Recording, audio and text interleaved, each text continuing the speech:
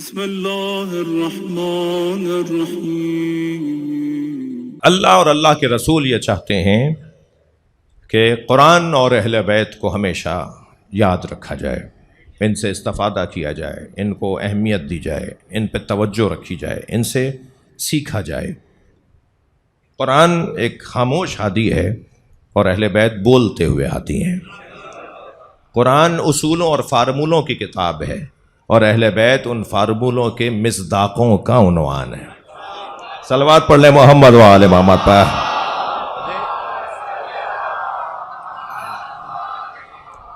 لہٰذا صرف اگر فارمولے ہوں، صرف اگر تھیوری ہو تو طالب علم کامیاب طالب علم نہیں ہوتا۔ جی آج کا ماہر تعلیم سینہ چوڑا کر کے گردن اکڑا کر اور بازو پھلا کر بولتا ہے جی کہ ہم نے تعلیم میں ترقی اور تعلیم میں بہتری کو لے کر آئے ہیں۔ کیسے بھائی؟ کل کا بچہ اسکول جاتا تھا تو روتا پیٹتا جاتا تھا، اور آج کا بچہ اسکول نہ جائے تو روتا ہے۔ تو ہم نے کیا کیا؟ بچہ بدلا یا اسکول بدلا؟ نہیں، بچہ تو نہیں بدلا، اسکول بدل گیا۔ کل کا بچہ اس لیے روتا پیٹتا جاتا تھا کہ دوات، قلم، صاحب قلم تراشا نہیں تھا تو استاد ماریں گے، تو اب ساری ٹینشن اس پہ ہے کہ قلم تراشا نہیں ہے۔ دوات جو ہے وہ مثال کے طور پر پانی زیادہ ہو گیا اس کے اندر، وہ دوات جو ہے وہ پھیکی پڑ جائے گی، جب میں لکھوں گا تختی کے اوپر تو وہ دوات تو کام ہی نہیں کرے گی۔ اب یہ بچے پہلی دفعہ سن رہے ہوں گے دوات کسے کہتے ہیں جی۔ تو معلوم ہوا کہ سارے رستے روٹے پیٹتے جا رہے ہیں کہ اب وہاں کیونکہ پٹائی ہونی ہے اور سلیٹ جو ہے وہ ایسی اور تختی پوتی نہیں ہے ملتانی سے، تو میں پرانی اصطلاحیں بول رہا ہوں، تختی تو میں نے ملتانی سے پوتی نہیں، اب میں کیسے اس میں لکھوں گا کیسے؟ تو معلوم ہوا۔ ایک صلوات پڑھیں ذرا محمد و آل محمد۔ تو اب وہ بچہ روتا پیٹتا اسکول جا رہا ہوتا تھا۔ آج کا بچہ اگر اسکول نہ جائے تو روتا پیٹتا ہے۔ تو بدلا کیا؟ بدلا ہے اسکول، بچہ نہیں بدلا۔ بچہ نہیں بدلا، بچہ تو 1000 سال پہلے بھی ایسے ہی تھا، ایسے ہی تھا۔ میری مراد ہے کہ مزاج میں ایسا ہی تھا۔ اور یہ میں نہیں کہہ رہا، میری بی بی جناب زہرا فاطمہ سلام اللہ علیہا اپنے اللہم صلی علی محمد وعلی ایک قول میں ارشاد فرماتی ہیں کہ بچوں کی مجھے 5 خصلتیں پسند ہیں۔ اب وہ جو سیدہ نے 5 خصلتیں بیان کی ہیں نا، یہ نبی سے بھی منسوب ہے۔ زہر الربیع کے اندر نعمت اللہ جزائری نے نبی مکرم سے اس حدیث کو نقل کیا ہے۔ فرماتے ہیں، بی بی فرماتی ہیں، نبی فرماتے ہیں کہ بچوں کی 5 خصلتیں مجھے پسند ہیں۔ الاول انہم الباکون، پہلی صفت یہ ہے روتے زیادہ ہیں۔ تو کیا کل کا بچہ روتا تھا؟ بی بی نے فرما دیا آج کا بچہ روتا نہیں ہے۔ بچہ کہاں بدلا؟ الثانی لا یدخرون لغد، دوسری صفت مجھے بچوں کی یہ اچھی لگتی ہے، یہ آج کا کام کل پہ نہیں چھوڑتے، ابھی چاہیے، آج ہی جانا ہے۔ کتنا ہی آپ سمجھاتے رہیں کل دلوا دیں گے، کل لے جائیں گے، نہیں ابھی جائیے، ابھی چاہیے۔ یہ آج کا کام کل پہ نہیں چھوڑتے۔ 1400 سال پہلے والا بچہ بھی ایسے ہی تھا اور آج کا بچہ بھی ایسا ہی ہے۔ یجتمعون علی التراب، یہ مٹی پہ بیٹھ جاتے ہیں۔ یہ 1000 سال پہلے والا بچہ اور آج کا بچہ کپڑوں کا خیال ہی نہیں کرتا، اپنے اسٹیٹس کا خیال ہی نہیں کرتا، اس کا کوئی اسٹیٹس ہوتا ہی نہیں ہے۔ اللہ کرے ہم بڑے ہو کر بھی بچوں کا یہ مزاج باقی رکھیں۔ بی بی فرما رہی ہیں مٹی پہ بیٹھ جاتے ہیں۔ فرما رہی ہیں یامرون ثم یخربون، یہ مٹی کے کھلونے بناتے ہیں، ریت مٹی پہ جا کے بیٹھ جاتے ہیں، مٹی کے کھلونے بناتے ہیں، گھروندے بناتے ہیں، اور پھر جب کھیل لیتے ہیں تو لات مار کے توڑ دیتے ہیں۔ یامرون ثم یخربون، کھیلنے کے بعد یخربون، توڑ دیتے ہیں اسے۔ کیا بچہ بدل گیا؟ ممکن ہے کوئی کہے کہ مولانا اب تو الیکٹرانک کھلونوں کا زمانہ ہے، سیل سے، ریموٹ سے چلنے والے کھلونے ہیں۔ تو بھائی کھلونا بدلا ہے، بچہ نہیں بدلا۔ کل مٹی کے کھلونے ٹوٹتے تھے، آج ریموٹ کے کھلونے ٹوٹتے ہیں۔ کسی گھر میں 1 مہینے سے زیادہ کھلونا نہیں رہتا۔ یہ بچہ کھیل کر توڑ دیتا ہے اور بتاتا ہے میری دنیا ہے، میں نے اسے ختم کر دیا ہے۔ دنیا سے دل لگا کے نہ رہو۔ استعمال ہو گئی، یہ استعمال کرنے کی شے ہے، سجا کر رکھنے کی شے نہیں ہے۔ پھر 5ویں صفت تو بی بی کیا فرما رہی ہیں؟ سبحان اللہ، فرماتی ہیں یختصمون بغیر حقد، یہ لڑتے ہیں مگر دلوں میں کینہ نہیں رکھتے۔ بچے تو نہیں بدلے نا، اسکول بدل گیا۔ اسکول نے بدل کر کیا کیا؟ اسکول نے بچوں کے مزاج کے مطابق کھلونے، کارٹون، ڈمیاں، مختلف ماڈلز، جی ایکٹیویٹی، فزیکل ایکٹیویٹی جسے آپ بولتے ہیں، یہ بچے بولتے ہیں، وہ اسکول کے اندر رکھ دی ہے۔ یعنی ان کو ان کے مزاج میں کیونکہ کھیلنا تھا، ان کے مزاج میں کیونکہ تفریح تھی، تو ان کے مزاج کے مطابق نظام تعلیم ایک ٹوکری میں بھر دیا، الف سے لے کے یہ تک کارٹون بنا دیا، الف کا ایک کارٹون بنا دیا، بے کا ایک کارٹون بنا دیا، پے کا ایک بنا دیا، جیم بنا کے اس کا ماڈل ڈال دیا، اور ٹوکری بھری ہوئی ہے، اور سامنے چارٹ کے اوپر الف سے لے کر یہ تک سیدھے سیدھے بھی لکھے ہوئے ہیں۔ اب بچوں سے کہہ رہے ہیں ان میں ڈھونڈو، اسے دیکھو اور ان میں سے ڈھونڈ کے نکالو۔ اب بچہ انہیں دیکھ رہا ہے، اسے ڈھونڈ رہا ہے۔ اب بچہ سمجھ رہا ہے میں کھیل رہا ہوں، اس کے ساتھ دھوکا ہو رہا ہے، اسے کھیل کھیل میں پڑھایا جا رہا ہے۔ اب وہ جب کھیل کھیل میں، اچھا اصلی عنوان اس کو کھیل دے دیا، لیکن نتیجہ اس کا تعلیم ہے، یعنی اس کے مزاج کے مطابق تعلیم کو ڈھال دیا۔ میں عزیزان گرامی ماہرین تعلیم سے کہوں گا کہ آپ نے کوئی کارنامہ نہیں کیا، یہ اللہ کا نظام ہزاروں سال پرانا ہے۔ اس نے تورات، زبور، انجیل اور قرآن کے اندر تھیوریوں کو بھی رکھا ہوا ہے، اور اہل بیت کی پریکٹیکل تصویروں کو بھی رکھا ہوا ہے۔ تم ان میں سے آیتیں نکالتے رہو، وہاں جوڑتے رہو، تمہاری تعلیم پوری ہو جائے گی۔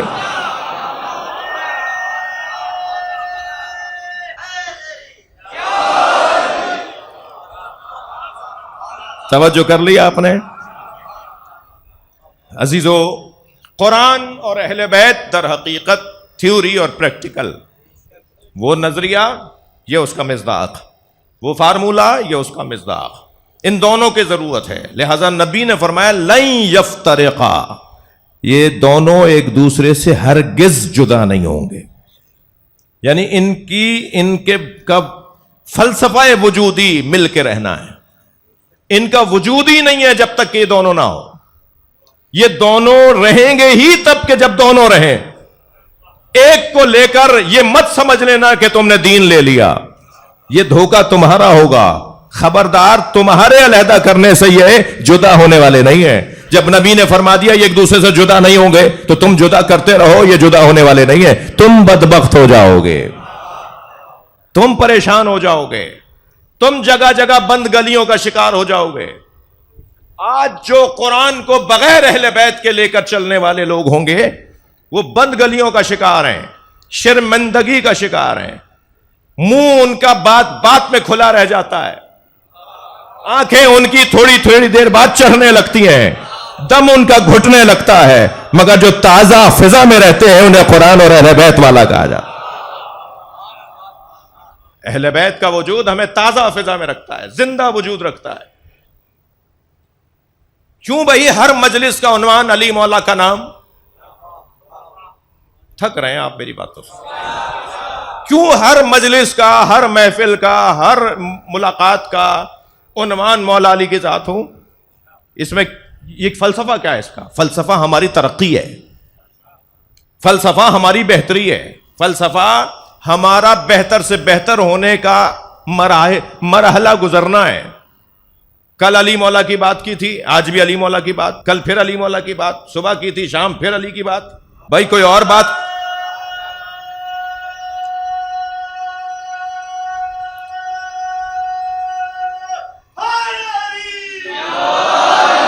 بھائی کوئی اور بات نہیں ہے؟ صبح سے شام تک 4 دفعہ مجلس میں گئے، ہر جگہ علی کی بات۔ یہ نبی کا حکم ہے، زینوا مجالسکم بذکر علی ابن ابی طالب، اپنی مجلسوں کو زینت دو علی کے ذکر کے ذریعے سے۔ یہ نبی کا فرمان ہے۔ میں اور بالا تر بات کرتا ہوں، یہ اللہ کا حکم ہے۔ اللہ چاہتا ہے کہ ہر مجلس میں علی کی بات ہو، اور نہ صرف علی کی بات ہو، زیادہ سے زیادہ بات ہو، سجا کر بات ہو اور اہتمام کے ساتھ بات ہو۔ جی علامہ طالب جوہری اللہ مقامہ، اللہ ان کے درجات کو بلند فرمائے۔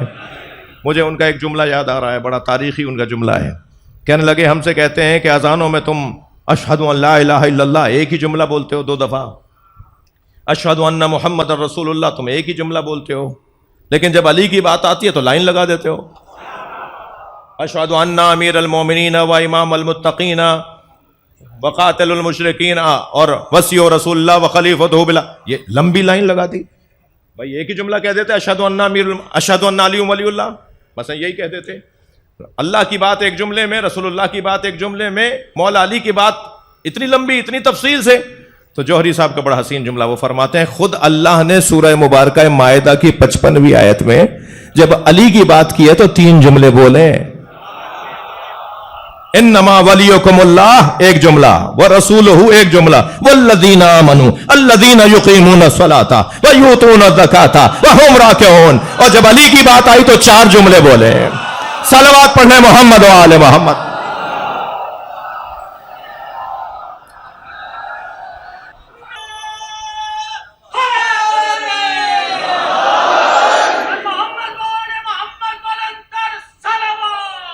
اللہم صل علی محمد و آل محمد.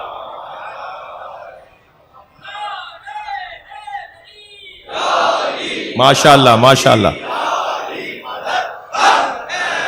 مل کر کوئی بھرپور مولا کا نام لے سکتے ہو ایسے ہی جیسے ابھی لیا.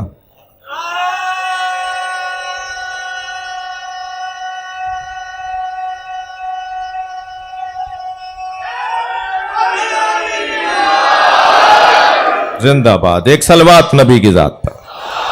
اللہم صل علی محمد و آل محمد. ہر زمانے سے زیادہ ارتضی بھائی بچوں کو جملہ گفٹ میں دے رہا ہوں، ہر زمانے سے زیادہ نعرہ حیدری کی ضرورت آج ہے، اس لیے کہ بحث امام بارگاہ سے نکل کر مدرسوں میں جا چکی ہے. صلوات پڑھنے محمد و آل محمد. جو یہ ذاکرین کا کردار ہے، ذاکرین کی ریاضت ہے، ذاکرین کی محنت ہے کہ آج بحث وہاں چلی گئی ہے. اب یہ بحث آپ کی اور ان کی نہیں رہی، اب یہ بحث ان کی اور ان کی ہو گئی ہے. توجہ ہے؟ تھوڑا سا گردن ہلا دیں، میں بات جاری ہے. ہر زمانے سے زیادہ، میں مولانا سے بھی کہوں گا، مولانا سے، علماء و ذاکرین سے کہوں گا، ہر زمانے سے زیادہ اس سال اگر ذاکرین اپنے محرم اور سفر کی مجلسوں کا عنوان افضلیت مولا علی کو قرار دیں تو یہ جہاد سے کم نہیں ہے. اس سال کی مجلسوں کی پالیسی اگر یہ ہو جائے کہ ہر ذاکر افضلیت پر بات کرے گا جی تو رنگ کچھ اور ہوگا. جتنی جلدی لوگوں کو ہدایت ملے گی اتنی جلدی امام زمانہ آئیں گے. پوری انسانیت کا فائدہ ہے کہ لوگوں کو صحیح رستے پہ لائیں. یہ بامقصد اور نظریاتی کام ہے. صلوات پڑھیں ذرا محمد و آل محمد.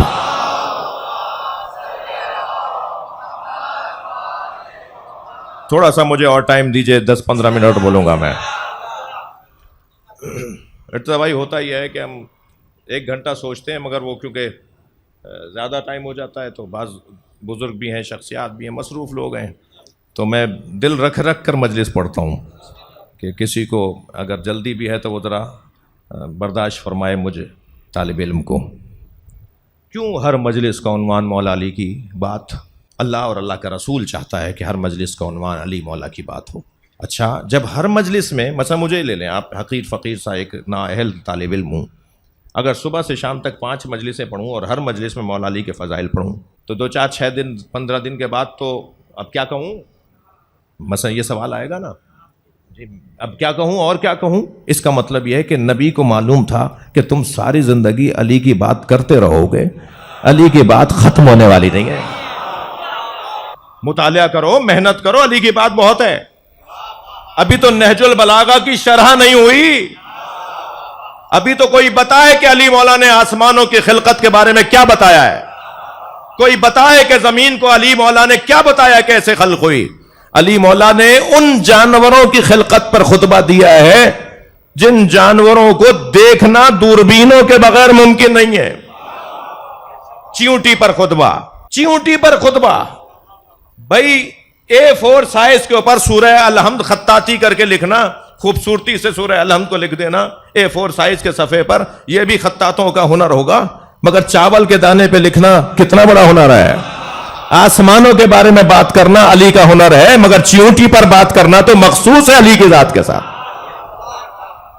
جی انتہائی ظریف موضوعات کے اوپر علی مولا بات کر رہے ہیں. بیٹھے ہوئے ہیں سرکار، اپنی جوتی کو ٹانکا لگا رہے ہیں.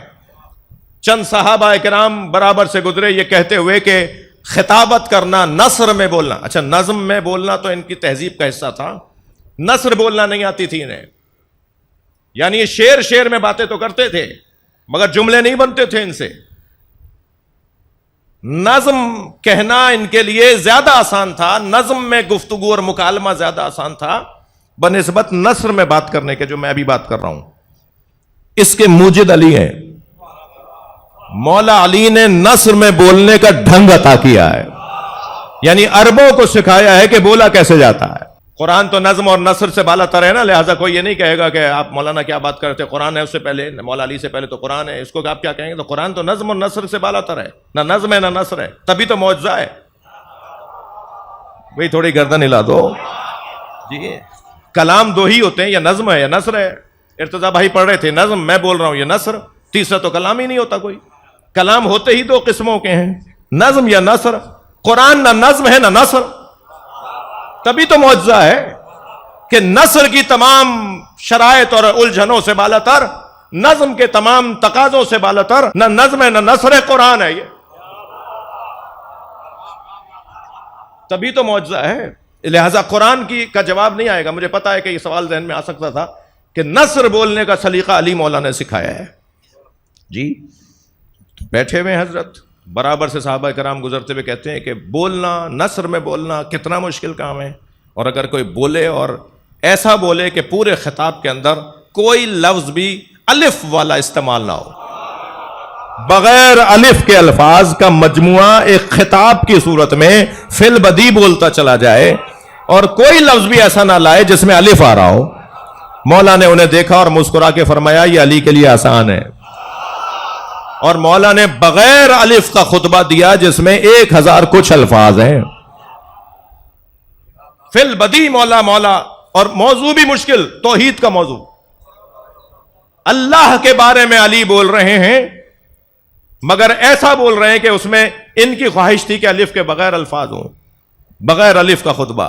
ایسے ہی حضرت ایک دن اپنی ابا کو رفو کر رہے تھے، تو کچھ صحابہ اکرام قریب سے گزرے اور کہا کہ بولنا، وہ بھی نثر میں بولنا بہت مشکل ہے، اور اگر کوئی بولے اور ایسا بولے کہ اس کے الفاظ میں نقطے والا کوئی لفظ نہ ہو، کوئی حرف نہ ہو، کوئی ایسا حرف نہ ہو جس میں نقطہ آتا ہے۔ مولا پھر مسکرائے، مولا نے فرمایا یہ علی کے لیے آسان ہے، اور آپ نے 900 کچھ الفاظ پر مشتمل خطبہ دیا جس کے اندر ایک لفظ بھی نقطے والا نہیں ہے جی، غیر نقط خطبہ مولا علی کا جی۔ علی مولا کے لیے ابھی تو بات ہی نہیں ہوئی، ابھی علی مولا کے فضائل ہی بیان نہیں ہوئے، ابھی تو فضائل ہی بیان نہیں ہوئے۔ اور مجھے تعجب ہے، مجھے افسوس بھی ہے، مجھے گلا و شکوہ بھی ہے اپنے قبیلے کے بعض دوستوں سے کہ پورا عشرہ گزر جاتا ہے، خاص طور پہ عشرہ اولا، اور پورے عشرے میں 10 مجلسوں میں 10 باتیں مولا علی کی نہیں ہوتی۔ ساری نصیحتیں، ساری تبلیغات، سارے نصایا، ساری وصیتیں، ساری اصلاحی اور تربیتی گفتگو ہماری ضرورت ہے، ہونی چاہیے۔ ابھی میری اس گفتگو میں آپ بعد میں ویڈیو لے لیجئے گا، کوئی 15 باتیں تو میں نصیحتوں کی کر چکا ہوں، تو یہ کون کہہ رہا ہے کہ نصیحت نہیں ہونی چاہیے؟ نصیحت کے بغیر، وعظ کے بغیر، ہدایت کے بغیر تو مجلس کیسے مکمل ہوگی؟ ائمہ کی خواہش ہے، ائمہ کی آرزو ہے کہ معاشرہ اصلاح پائے، انہوں نے جانیں دے دی اصلاح کی خاطر، لیکن پورے 1 گھنٹے کی گفتگو، 1.5 گھنٹے کی گفتگو میں 2 فضیلت کی باتیں بھی مولا علی کی نہ ہوں، پورے 10 دن میں 10 باتیں نہ ہوں، تو کیا لے گا یہ بچہ؟ وہ ہدف جو نبی نے دیا، وہ مقصد جو اہل بیت نے دیا، وہ جو ہمیں ہدف اللہ نے دیا، اسے کون پورا کرے گا؟ تو میرے قبیلے کے لوگوں صلوات پڑھ لیں محمد و آل محمد۔ آپ سے گزارش کروں گا، ہاتھ جوڑ کے گزارش کروں گا، میں عزادار خاندان سے تعلق رکھتا ہوں، ماتمی گھرانے سے میرا واسطہ ہے جی، ذاکروں کی اولاد ہوں، خاندانی عزادار گھرانے سے جو خاص طور پر ہندوستان میں ہمارے علاقے سے اور سندھ میں ہمارے علاقے سے آشنا ہے، وہ اس بات کی گواہی دیں گے جی۔ میں آپ سے گزارش کروں گا کہ ہم نے تو یہ مزاج دیکھا ہے کہ اگر میں خطیب 1 گھنٹے کی گفتگو میں ایک فضیلت کی بات بھی کیے بغیر ممبر سے اتر آؤں تو مجمع میں موجود بزرگ روک لیتے تھے، مولانا آپ نے 1 گھنٹے گفتگو کی، مولا علی کی بات نہیں کی۔ دشمن چھپا رہا ہے حسد میں، اپنے چھپا رہے ہیں خوف میں، کبھی خوف ہے دشمن کا تو کبھی خوف ہے اپنے درمیان بیٹھے ہوئے کچھ خود ساختہ مفکروں کا۔ تھک گئے آپ میری باتوں سے؟ نہیں، خود ساختہ مفکروں سے بھی مت ڈرو۔ عباس زیدی صاحب یاد ہوں گے نجمی بھائی آپ کو، شاعر اہل بیت عباس زیدی صاحب، ان کے بڑا اچھا ایک جملہ مجھے یاد آ رہا ہے، جس کی جو چیز ہو اسی کے نام سے بیان کریں، یہ بھی صدقہ جاریہ ہے۔ وہ فرمانے لگے 2 چیزوں نے تباہی پھیلائی ہے، دو چیزوں نے تباہی پھیلائی ہے، ایک سیلف میڈیسن نے اور ایک سیلف اسٹڈی نے، بغیر ڈاکٹر کے مشورے کے علاج نے اور بغیر استاد کے کتاب خوانی نے۔ کتابیں پڑھ رہے ہیں صاحب بغیر استاد کے، صلوات پڑھیں ذرا محمد و آل محمد۔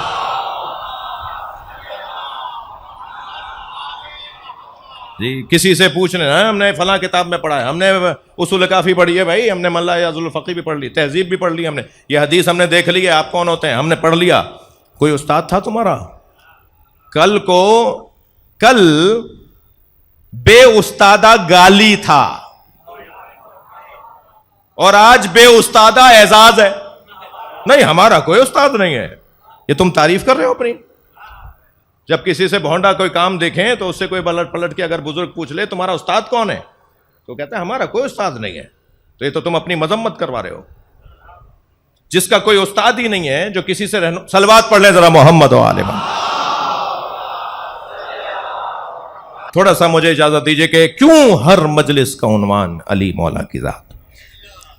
اس لیے کہ جتنا ذکر ہوگا اتنا شوق بڑھے گا، اور جتنا شوق بڑھے گا اتنا وصل بڑھے گا۔ تھوڑی توجہ دیجئے گا، یہ اصطلاحیں تھوڑی سی عاشقانہ ہیں۔ جتنا ذکر بڑھے گا اتنا شوق بڑھے گا۔ 6 دفعہ اگر آپ کے سامنے فلاں بریانی کا کوئی تذکرہ کر دے تو دل کرتا ہے نا کہ کھاتے ہیں چل کے۔ فلاں کباب چی کے کباب کا کوئی تذکرہ کر دے تو دل کرتا ہے نا کہ وہ کباب، اب چلو بھائی اتنی تعریفیں سن لی۔ تو ذکر شوق کی طرف لے کے جاتا ہے، جتنا ذکر بڑھتا ہے اتنا شوق بڑھتا ہے۔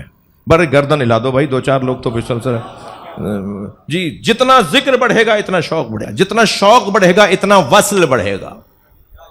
جی شوق لے جائے گا نا آپ کو دکان تک، شوق لے جائے گا نا آپ کو اس کباب جی تک، یہ شوق لے جائے گا وصل تک، اور پھر وصل منزل نہیں ہے۔ جب وصل کی منزل پر پہنچیں گے تو پھر اصلی ذائقہ شروع ہوگا۔ اب تک تو سنا ہوا تھا، اب تو دیکھ بھی لیا۔ بھائی صلوات پڑھے تو میں عرض کرتا ہوں، اتنے عرصے سے علی علی سن رہے تھے، علی کو پڑھ بھی لیا، اب علی تک پہنچ بھی گئے۔ اب جب پہنچ گئے تو کوئی پوچھے میں سمے تمار تمہیں ذائقہ کیا ملا ہے؟ اس لیے کہ عشق حقیقی میں، توجہ، عشق حقیقی میں معشوق کو پا لینا آغاز عشق ہے۔ عشق مجازی میں معشوق کو پا لینا اختتام عشق ہے۔ عشق مجازی میں معشوق مل جائے تو عشق ختم، اور عشق حقیقی میں معشوق مل جائے تو عشق شروع ہوتا ہے۔ صلوات پڑھ لیں محمد و آل محمد پر۔